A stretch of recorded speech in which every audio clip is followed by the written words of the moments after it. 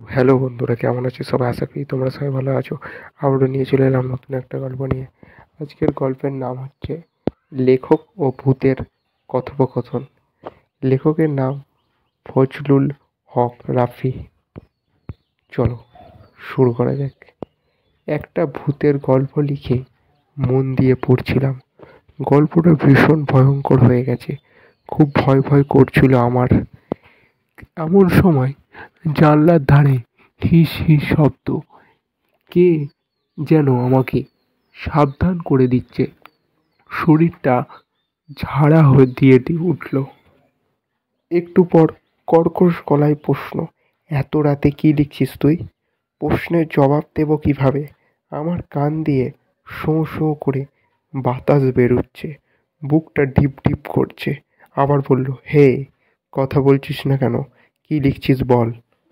তখন আবারই বলল, হে, কথা বলছিস না কেন? কি লিখছিস বল? শুকনো মুখে বললাম, একটা গল্প লিখছি। ভূতের গল্প? ভূতের গল্প? ভূত দেখেছিস? মাথা নেড়ে বললাম, না, দেখিনি। না দেখে গল্প লিখছিস? যদি দেখতিস সেদিনই লেখার ইতি টানতে হতো আমার। কেন? ভারী মুশকিল। তখন না আমার কল্পনাগুলো খালি দেখা ভূতের মধ্যে হাবুডুবু খেত। এর বাইরে যাওয়াটা খুব কঠিন হয়ে যেত না? না দেখা জিনিসকে আমি আবার মতো করে বানিয়ে লিখতে পারি। এত ভারী সুবিধে। আচ্ছা, তুমি কে? আমি ভূত। আমি কি তোর সামনে আসবো এখন? ভূত। আমার শরীরের ভেতর দিয়ে ঠান্ডা বাতাস বয়ে গেল। আমি থতমত খেয়ে ফ্যাকাশে মুখে বললাম, না না না, ভুল করিও না, কোনো দিনও না। কেন জানতে চাইলে সত্যি? কেন আবার? তুমি কি চাও না আমি ভয়ঙ্কর ভূতের গল্প লিখে নাম করা ভূত লেখক হই? তুমি কি চাও না আমি গল্প লিখে দুটো পয়সা কামাই করি? তুমি কখনো আমার সামনে এসো না ভাই, প্লিজ। এক্ষুনি চলে যাও এখান থেকে। তোমাদের কারণে মানুষ আমাদের খুব ভয়ঙ্কর বলে জানে, ভয় পায়। আমরা কি সবাই খারাপ? তোদের মধ্যে যেমন ভালো মন্দ মানুষ আছে, আমাদের মধ্যেও তো তেমন ভালো মন্দ ভূতও আছে। আর আমাদের মধ্যে ভালো ভূতের সংখ্যাই বেশি। কয়, তোরা কজন ভালো ভূতের কথা লিখেছিস?